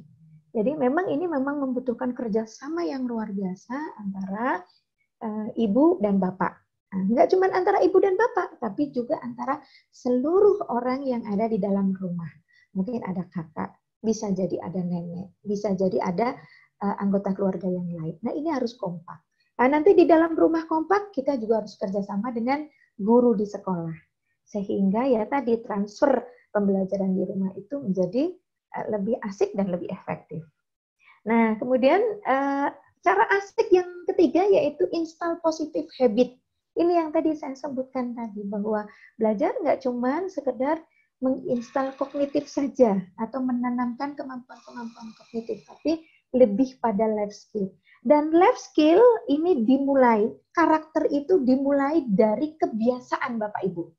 Jadi kita tidak akan mungkin menciptakan anak yang punya karakter disiplin kalau kita tidak memulai dari perilaku-perilaku kecil yang harus mereka lakukan secara konsisten yang merupakan habit.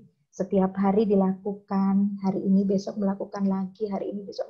Nah ini habit-habit yang setiap hari dilakukan inilah yang kemudian akan menjadi karakter. Gitu deh. Jadi nggak bisa kita menciptakan anak-anak yang disiplin, anak-anak yang optimis, anak-anak yang survivor gitu ya, kalau kita tidak membiasakan dengan kebiasaan-kebiasaan yang positif. Dan masa pandemik ini adalah kesempatan peluang yang sangat besar sekali bagi kita semua untuk menginstal hal-hal positif ini. Begitu. Dan yang terakhir tentu saja butuh komitmen yang luar biasa agar pada semua pihak, agar apa yang memang sudah kita planningkan, sudah kita rencanakan gitu bisa berjalan sesuai dengan harapan kita. Gitu nggih? Jadi ada 4 hal yang hari ini bisa kita pelajari gitu ya. Cara asik belajar di rumah, bagaimana Bapak Ibu kita semua bisa mengatur waktu, bagaimana kita bisa bersinergi, bagaimana kita bisa memanfaatkan tantangan ini untuk menginstal positive habit sehingga anak-anak kita bisa menjadi survivor dan bisa jadi the winner gitu. Dan itu semua membutuhkan komitmen kita semua. Gitu Bapak Ibu, para hadirin, dan yang terakhir tentu itu adalah bagian dari usaha kita, bagian dari upaya kita, gitu. Dan tentu saja the most important atau yang paling penting yang akan terus menjaga keistiqomahan kita begitu ya, yang akan memberikan rasa optimisme dan sebagainya, tentu saja sabar dan sholat. Gitu. Jadi usaha begitu ya, tapi kita juga terus menerus selalu melantunkan doa gitu ya, agar upaya-upaya kita ini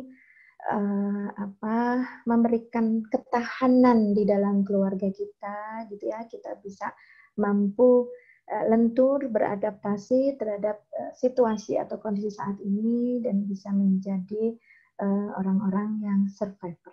Yaitu di sini kalau Allah sudah menyampaikan bahwa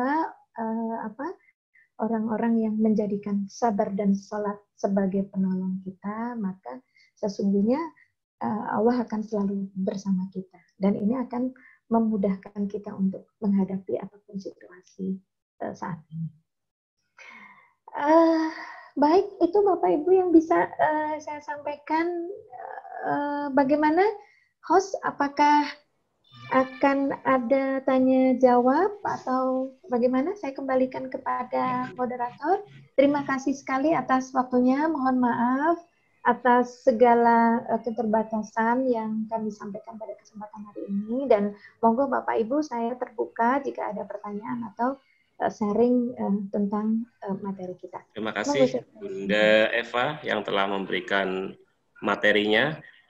Selanjutnya kepada 3 penanya kami persilahkan untuk mengajukan pertanyaan. Ya, bisa melalui chatting dulu. Langsung aja enggak apa-apa, Pak? Langsung. Oh, langsung ya, boleh. Silakan. Ya. Ada raise hand, raise hand, mungkin tangannya bisa diangkat Bapak Ibu yang mau bertanya. Nanti dinyalakan aja audio. Silakan wali santri atau ustadz ustadzah.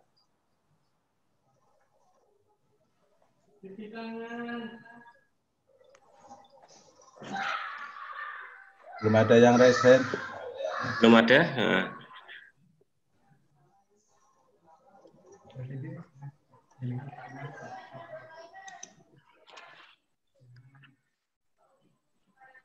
Ini tulis biar kesempatan. Ya, Masya Allah ya, cara asik dalam belajar PDR itu asik dalam mengatur waktu, sinergi, terus install positive habit atau kebiasaan dan komitmen. Mungkin dari materi yang tadi disampaikan, barangkali Ustadz Ustadzah ataupun wali santri ada yang mau curhat berkenaan bagaimana cara mendidik putra putrinya selama masa PDR. Sudah ada yang raise hand, Pak? Bunda Diana Malik kelas 5 Abu. Bunda Diana yang mana? Silakan pada langsung aja Bun, dinyalakan audionya. Iya. Iya, Assalamualaikum warahmatullahi wabarakatuh. Waalaikumsalam warahmatullahi wabarakatuh. Saya Diana, Wadiki Santri kelas 5 Abu, mau menanyakan, ya mungkin sama seperti mama-mama lainnya ya. Jadi kan waktu anak sekolah biasa, maksudnya nggak school from home, itu kan kita bisa mengontrol jam kayak untuk HP ya, untuk mainan HP atau main game atau PlayStation kayak gitu. Karena kita kan bisa atur waktu karena dia udah capek di sekolah. Nah, untuk selama masa pandemi ini, gimana caranya kita ngontrol waktu untuk bermainnya gitu, waktu untuk main gamenya. Karena sekarang juga sekolah kan juga dari handphone. Gimana kita cara ngontrol waktunya? Sementara juga ini anak-anak kan selama pandemi juga nggak keluar rumah. Jadi nggak ada kegiatan lain gitu. Ya mau saya tanyakan gimana cara kita bisa ngontrolnya gitu. Oke. Ya, baik. Bunda Diana yang mana ini? Iya. Dinyalain Bun. Bunda Diana bisa dinyalain videonya biar Bu Eva tahu. Saya videonya di. Oh iya. Iya terlihat ya. Baik, Ustadz langsung dijawab atau mau ditampung video penanya? Langsung dijawab aja. Oh iya, baik. Iya, Bunda Diana ini satu kelas ya sama anak saya. Halo, Bunda. Iya. Iya. Sampai kita belum pernah kenalan ya Bunda ya, gitu. Iya. Ya, ini menarik sekali dan sebenarnya ini menjadi tantangan kita semua. Saya kira tantangan semua orang tua di seluruh dunia, saya bilang gitu ya. Karena tadi anak banyak waktu di rumah, banyak waktu luang. Saya belajar dari beberapa pengalaman, kemudian juga evaluasi dari orang tua, begitu ya. Yang menarik begini. Ternyata semakin kita, semakin kita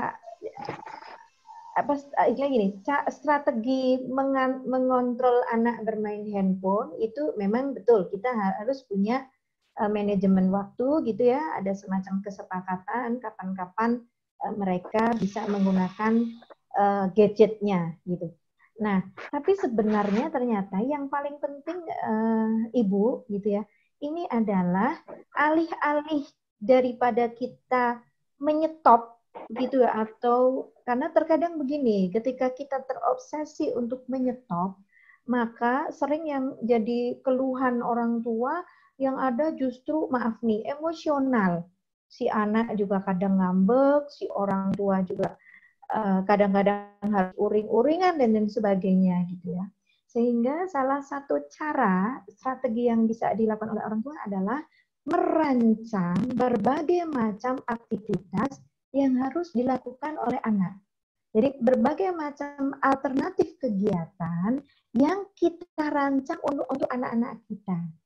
Nah ini makanya memang sering tidak mudahnya ya, karena kadang-kadang kan kita tidak cukup siap ya, gitu. Jadi tidak cukup siap, karena untuk merancang itu satu ya kita harus browsing, ini anak belajar apa ya, gitu kan. Mungkin mereka harus membuat semacam istilahnya proyek-proyek tertentu gitu ya, atau bisa saja salah satunya melibatkan anak-anak pada aktivitas rumah tangga begitu. Jadi mereka ada kewajiban-kewajiban itu yang tadi saya sampaikan atur waktu itu, salah satunya adalah melibatkan anak-anak kita pada aktivitas domestik rumah. Jadi ini ternyata saya amati, kebetulan saya coba terapkan di anak-anak gitu ya. Jadi aktivitas domestik rumah itu hampir semuanya kita kerjakan sendiri. Dari mencuci. Nah, mencuci itu udah tantangan loh Bunda. Ini mesin cuci aja saya kan biasanya mesin cuci kita buat simpel gitu ya Bunda ya. Pakaian plung terus cuci selesai gitu. Nah, ini karena saya mau transfer anak-anak biar mereka tahu cara mencuci. maka saya lakukan secara manual begitu. Karena kan ini memang menurut saya skill yang juga harus mereka pahami juga, tidak mengandalkan mesin gitu. Jadi bagaimana mereka harus merendam baju, kemudian mengucek baju, kemudian kita memang menggunakan fasilitas mesin cuci untuk rinse dan spin. Jadi mereka sesudah mengucek, kemudian mereka harus merinse itu membilas ya Bapak Ibu ya, membilas, kemudian spin itu mengeringkan. Jadi kita menggunakan mesin itu hanya untuk membilas, mengeringkan. Kemudian sesudah itu mereka harus menjemur dan harus aware. Ini kan musim hujan nih. Ini jadi kalau pas mau hujan, ayo jemuran. Wah, itu lari-lari semua naik ke atas ngangkutin jemuran.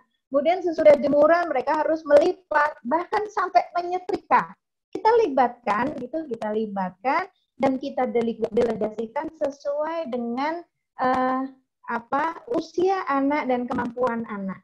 Itu tuh pertama dari mencuci baju sudah banyak kan itu Bu. Belum yang namanya aktivitas bersih-bersih rumah, dari nyiram tanaman, nyapu, ngepel misalnya.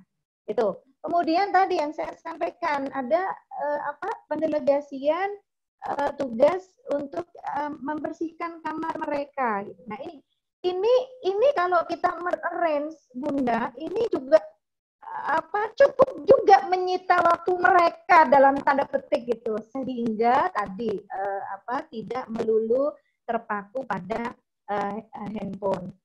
Nah, di satu sisi ini yang saya sampaikan tadi, ini juga merupakan transfer kita bagaimana mereka belajar life skill yang namanya keterampilan. Tadi kan life skill ada 4 area ya Bunda ya.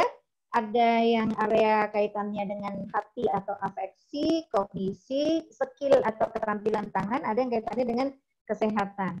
Jadi melibatkan anak-anak dalam aktivitas domestik rumah gitu yang sesuai dengan kemampuan mereka.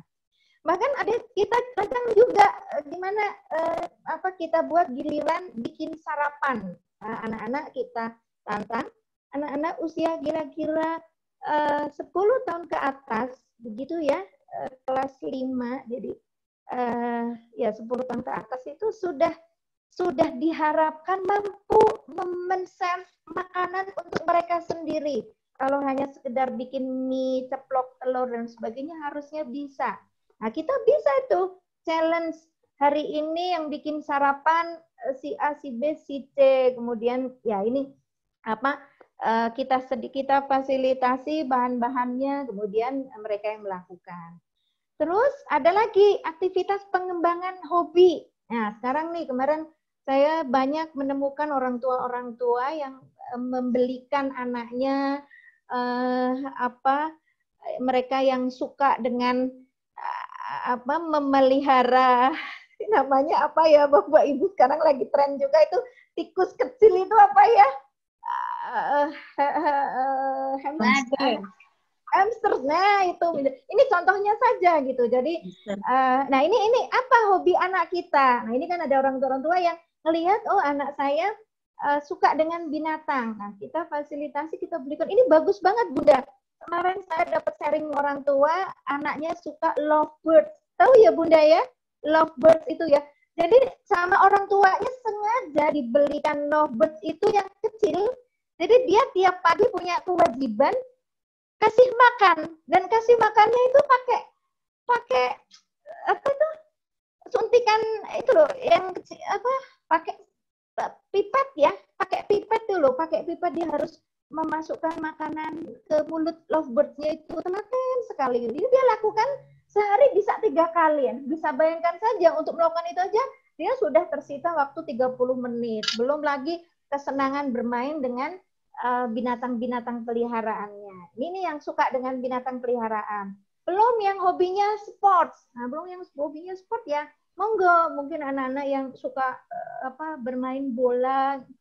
Berapa sih sekarang kalau kita belikan bola plastik harga 5.000 perak ya Bunda ya. Nah, ini contoh yang paling sederhana. Nah, ini. Jadi memang tantangannya alih-alih misalnya tadi daripada kita menstop anak dan kemudian sering akhirnya memicu emosi kedua belah pihak, maka kita desainkan anak-anak kita dengan berbagai macam rancangan kegiatan gitu ya yang bisa mereka lakukan, yang nanti ini kalau jadi kebiasaan anak, maka kemudian anak-anak menyenangkan melakukannya, maka dengan sendirinya handphone itu bisa menjadi sesuatu yang tidak menarik gitu. Ini nanti perlu diuji coba nih Bunda Diana. Halo Bunda. Iya, halo. Iya. Halo? Halo, iya. Jadi itu, monggo memang perlu ada kesepakatan tentang kapan menggunakan handphone, tapi tadi jawaban saya yang jauh lebih penting, kita juga punya strategi merancang aktivitas apa saja yang harus dilakukan oleh anak untuk setiap harinya, gitu ya. Kalau perlu kita juga punya schedule untuk mereka, dan itu semua harus dibicarakan. Emang untuk di awal nggak mudah ya Bunda ya, karena kan mungkin bisa jadi anak-anak kita sudah terbiasa istilahnya tidak mendapatkan peran-peran atau aktivitas tersebut, kok tiba-tiba dilibatkan dalam aktivitas rumah tangga ini memang berat, maka memang harus step by step begitu. Iya, terima kasih banyak. Iya, Bunda Diana, ya banyak nanti alternatif kegiatan untuk anak-anak kita, dan saya kira Bunda Diana nih cukup kreatif nanti untuk Insya Allah ya. Emang sekarang harus semua yang kreatif, nggak cuma Pak Guru, Bu Guru, tapi orang tua juga harus jadi konten kreator. Jangan sampai kita kalah sama. Benar-benar multi talented. Luar biasa. Iya. Karena kan kita juga udah sibuk urusan kerja, udah sibuk urusan rumah. Betul, ini sekarang juga jadi guru. Iya, betul Bunda Diana. Nah ini tadi yang saya sampaikan perlunya sinergi tadi. Kita melibatkan ayahnya anak-anak, bahkan mungkin melibatkan kakaknya anak-anak. Gitu ya. Saya juga kalau saya kan nggak pinter ngaji ya, ngajinya saya itu nggak fasih gitu. Tapi anak-anak saya yang lulusan pondok itu malah yang fasih, jadi dia yang tak suruh jadi ustazah buat adik-adiknya gitu. Jadi di satu sisi ini juga dalam tanda petik jadi aktivitas kakaknya, di satu sisi mereka tadi untuk mengurangi sibling rivalry, meningkatkan kebersamaan gitu. Jadi ini sinergi juga gitu, saya kira. Baik, ada lagi Ustadz? Penanya kedua ini ada dari chattingan ya. Bagaimana? Monggo. Bacakan soalnya pertanyaannya. Bagaimana penyaluran pada anak yang cenderung belajarnya bersifat kinestetis, sedangkan kita sedang dianjurkan seluruh aktivitasnya itu di rumah. Oh iya, bagus. Ibu Intan ya. Ibu Intan Triwijayanti. Bagus sekali pertanyaannya. Bagaimana anak yang kinestetik? Ibu, anak yang kinestetik itu pada prinsipnya dia harus bergerak. Satu, ketika dia mempelajari, artinya gini, satu stimulasi, satu materi akan lebih nyantol dalam tanda petik jika dia juga bergerak, semua tubuhnya bergerak. Atau dengan kata lain, dia melakukan. Jadi misalnya, ketika pelajaran PJOK tentang bola basket, mendribel bola gitu ya. Ini dia nggak akan bisa menerima, nggak ngerti maksudnya kalau cuma baca teks gitu. Nah, dia harus gitu ya, dia harus praktek benar-benar bagaimana mendribel bola. Nah, ini makanya jadi tantangan Pak Guru gitu ya, kalau memberikan materi, ini visualnya dapat, kemudian pendengarannya di mana nih, kemudian bagaimana anak agar bisa bergerak bagaimana gitu kan, mungkin memang harus dipraktekkan, kemudian orang tua harus ngevideo mengirimkan kepada ustadz misalnya gitu. Nah, jadi prinsipnya itu ya Ibu, jadi prinsipnya memang anak harus bergerak, harus melakukan gitu, sehingga dia butuh contoh. Dia butuh contoh, butuh gambaran visual untuk melakukannya. Nah, bagaimana dengan keterbatasan saat ini? Nah, saya kira ya memang kita kan survive ya Bu ya dengan kondisi yang ada. Nah, ini saya pengen berbagi juga. Kemarin ada orang tua yang juga cerita, aduh Bu, ya saya mau nih rumah saya itu RSSSS, katanya triple S gitu ya. Jadi rumah yang sangat sederhana, sempit dan sebagainya. Jadi kalau anak mau main bola, main ini nggak mungkin. Nah, ya jangan mengeluh Bapak Ibu. Ya, jangan mengeluh, kan kita itu kan diminta survive dengan kondisi kita. Allah itu nggak meminta kita untuk kita survive dengan fasilitas harus dengan fasilitas yang nyaman, enggak. Tapi yang namanya survive itu beradaptasi dengan apa yang kita miliki untuk merespon tantangan di luar. Jadi ibaratnya kalau misalnya Bapak Ibu hanya punya nyun sewu area yang sangat terbatas untuk putra-putri bergerak. Nah, sekarang bagaimana yuk kita bikin rumah kita istilahnya disingkirkan perabot-perabot yang memang dalam tanda petik bisa kita tepikan gitu ya, sehingga memberikan sedikit space yang lebih luas untuk anak-anak kita. Jadi itu. Nah, jadi sekali lagi jangan dijadikan kendala gitu ya. Yang paling penting tadi anak-anak kinestetik itu punya kesempatan dia bergerak gitu ya. Dan ini untuk menggerakkan tubuhnya ini tidak harus mewajibkan space yang sangat luas gitu. Sekali lagi, space yang ada itulah yang kita rancang agar dia bisa beradaptasi.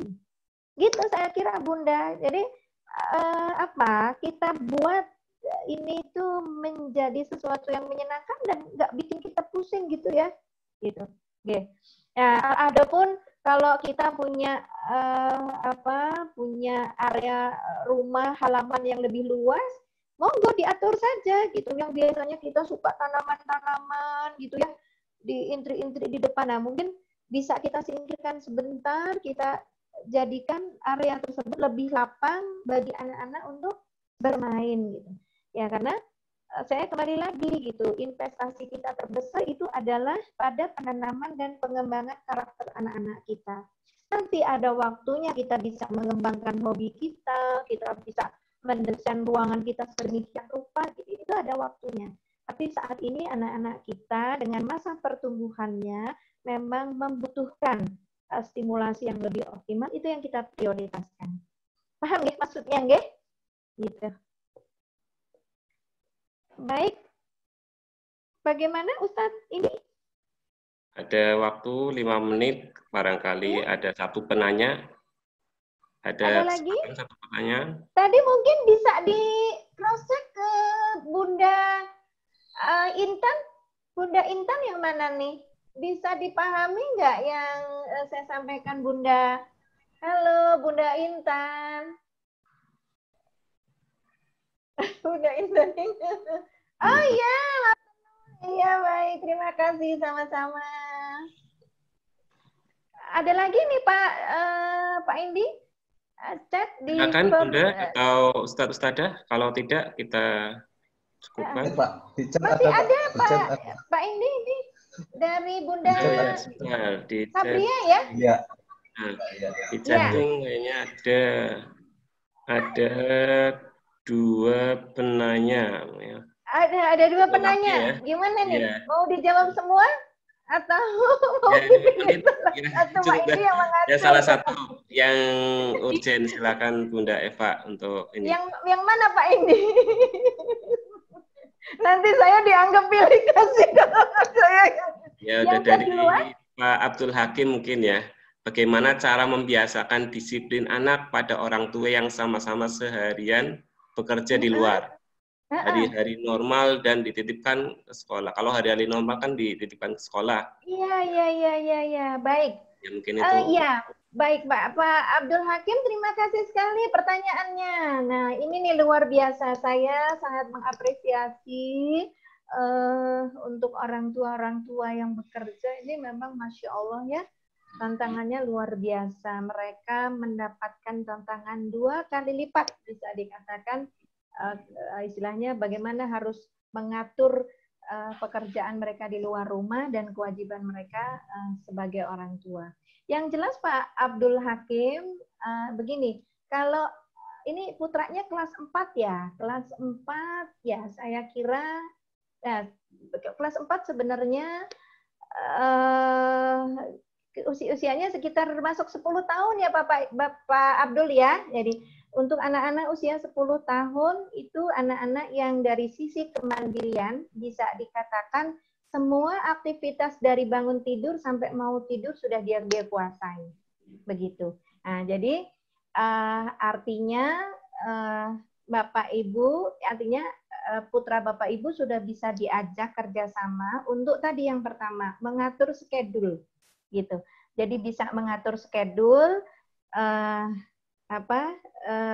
aktivitas rutinitas di rumahnya seperti apa. Bapak Ibu dan silakan bikin dengan anak, gitu. Jadi pada saat sudah bangun apa yang harus dia lakukan, gitu ya. Kemudian sesudah itu apa yang harus dikerjakan, apa yang menjadi kewajiban anak, apa yang apa yang harus dikerjakan dan don't, apa yang nggak boleh dikerjakan pada saat itu. Nah ini nih Pak Abdul Hakim, Ananda nih sudah bisa diajak bicara untuk membuat komitmen seperti ini. Nah terlebih nanti Bapak Ibu kan sampaikan ini pada saat jam-jam sekian ayah sama ibu sedang ada di sekolah. Nah pada saat sedang bekerja. Sehingga pada saat bekerja itu kewajiban-kewajiban kamu atau apa yang harus dilakukan itu Bapak ini sudah dibuat kesepakatan. Nah, tentu nanti sesudah pulang kerja yang harus dilakukan kembali Bapak Ibu adalah mengontrol, memberikan feedback atas apa yang aktivitas yang tadi sudah kita sepakati yang harus dikerjakan oleh anak ketika kita sedang bekerja. Nah, kemudian tadi yang saya bilang tadi cara yang kedua atau poin yang kedua sinergi. Kalau mungkin Bapak bisa, kan kalau anak-anak kita masih butuh supervisi ya, mereka masih butuh supervisi. Nah, monggo libatkan yang ada di rumah siapa. Kalau ini bisa dilibatkan kakaknya, mungkin kita bisa minta kakaknya menjadi supervisor. Jadi kakaknya juga paham apa kewajiban-kewajiban adiknya, sehingga nanti dia bisa menjadi supervisor. Nah, tadi juga kita sampaikan ada poin komitmen. Nah, komitmen itu artinya apa? Kalau memang sudah kita sepakati, gitu ya, rutinitas anak itu apa, kewajiban anak itu apa, mestinya komitmen untuk menjalankannya. Nah, orang tua perlu memberikan reward. Reward itu penghargaan kepada anak ketika anak juga mampu melakukan. Nah, sesekali bisa juga, saya nggak mengatakan ini semacam punishment ya, tapi sesekali juga ada semacam komitmen juga dengan anak ketika mereka tidak bisa mematuhi atau tidak bisa memenuhi apa yang harus mereka lakukan, maka apa konsekuensinya? Konsekuensi bisa bermacam Bapak dan Ibu, dipotong jam kesempatan dia untuk bermain gadget, bisa jadi begitu. Kemudian prinsipnya kan sebenarnya konsekuensi itu kan memutuskan atau menjauhkan dia dari hal-hal yang menyenangkan bagi anak sesaat gitu, sehingga kemudian dia bisa kembali bisa belajar gitu loh bahwa hal tersebut tidak boleh diulang gitu karena ada konsekuensi yang harus dia tanggung. Saya kira prinsipnya itu sih Pak Abdul Hakim gitu nggih. Sehingga yang paling penting tadi adalah satu, ada kesepakatan tentang pengaturan waktu, rutinitas gitu ya, libatkan dengan aktivitas-aktivitas rumah. Kemudian satu bersinergi itu ya, ada supervisor atau ada orang-orang yang supervisor itu mengontrol saja, sudah mengontrol sudah dikerjakan belum Dek gitu. Ada kesulitan enggak Dek gitu. Dan itu sebetulnya juga bisa ya dilakukan Bapak dan Ibu dari kantor misalnya dengan dalam tentang waktu-waktu tertentu Bapak Ibu WA, japri atau video callan, Dek sudah selesai belum ini tugasnya Dek, wah misalnya seperti itu. Ya saya kira ini harus kita manfaatkan juga fasilitas yang gitu. Pak Abdul Hakim, mana Pak Abdul Hakim? Bisa dipahami betul Pak Abdul Hakim? Halo, halo. Ya, Pak Indi? Ya. Cukup ya. Waktunya sudah menunjukkan jam 11 lebih. Iya, iya. Lebih sekitar 5 menit ya. Baik, terima kasih Bunda Eva yang telah menyampaikan materi pada siang hari ini, dari pagi sampai menjelang siang ini ya. Insya Allah materi yang sangat baik, yaitu cara dalam mendidik di masa PDR dengan metode ASIK ya. ASIK, atur waktu, sinergi, terus install positif habit dan komitmen. Ini titik tekannya di sini. Baik acara demi acara kita telah lalui. Mungkin ada kendala atau masalah-masalah baik teknis maupun jaringan. Kami mohon maaf yang sebesar-besarnya, dan untuk informasi bahwa record atau rekaman video ini insya Allah bisa dilihat kembali di YouTube Bias Asalam TV.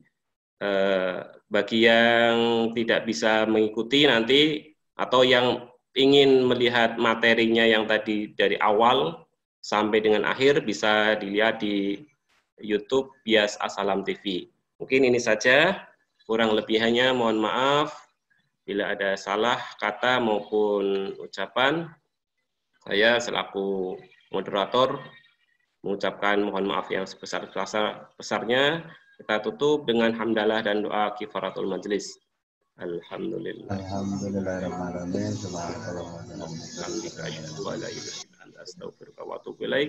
Assalamualaikum warahmatullahi wabarakatuh. Waalaikumsalam warahmatullahi wabarakatuh. Waalaikumsalam warahmatullahi wabarakatuh. Silakan Bunda bagi yang mau meninggalkan. Silakan.